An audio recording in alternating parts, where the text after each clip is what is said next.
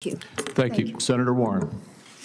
Thank you, Mr. Chairman. So last November, while you were under consideration to become Secretary of Health and Human Services, Mr. Kennedy, you said, quote, if vaccines are working for somebody, I'm not going to take them away. No exceptions, no ifs, ands, or buts.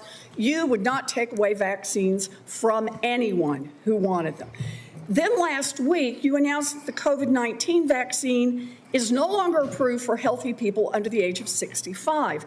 In announcing the change, you said the vaccine will be available for anyone who wants it. Now, obviously, both things cannot be true at the same moment.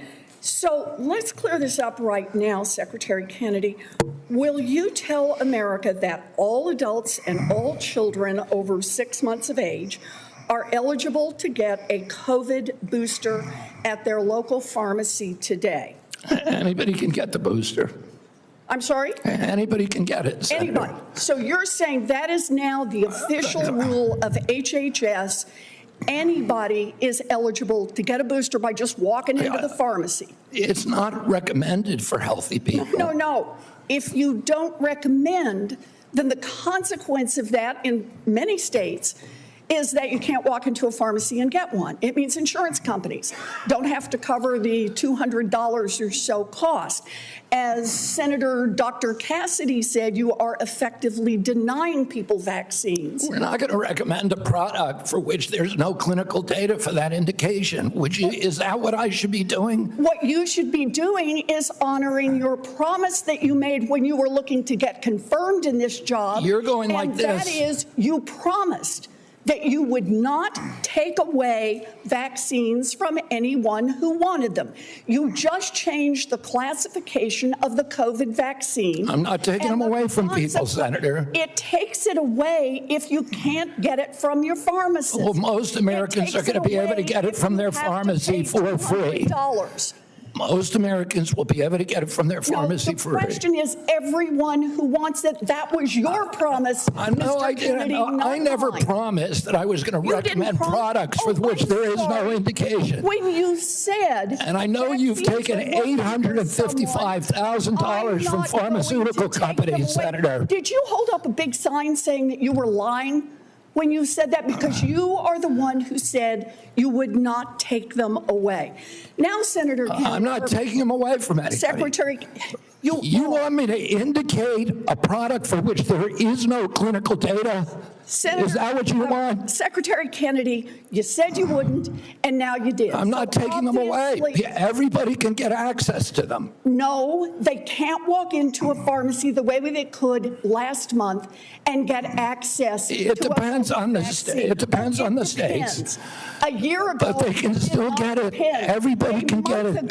Everybody can get it, Senator. So look, let's move on. You clearly are taking away vaccines.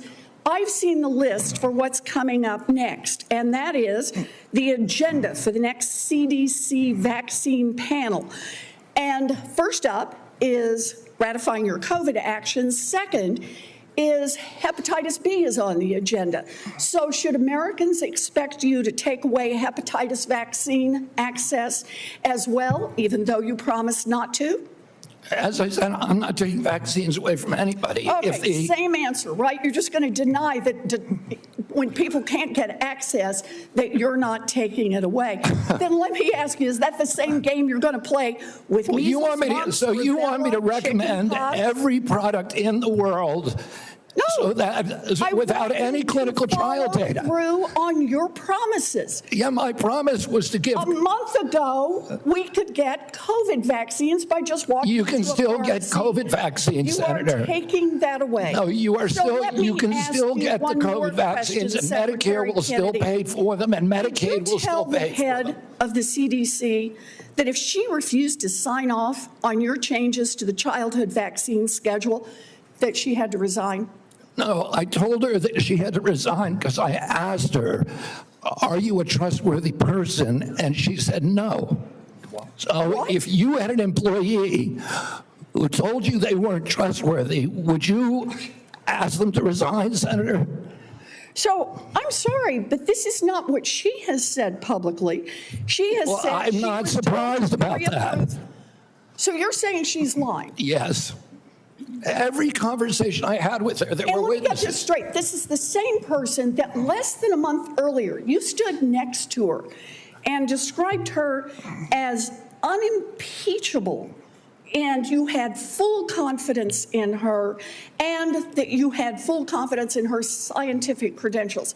And in a month, she became a liar? Is Yeah, that what you you're should saying? ask her what changed. And by the way, a month ago, you were voting against her.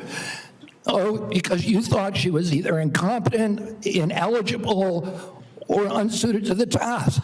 I voted Now I against her agree because with I you. was afraid she was going to bend the knee to you and Donald Trump. And it looks like she didn't bend the knee, so you fired her. Look, you're putting America's babies' health at risk, America's seniors' health at risk, all Americans' health at risk, and you should resign.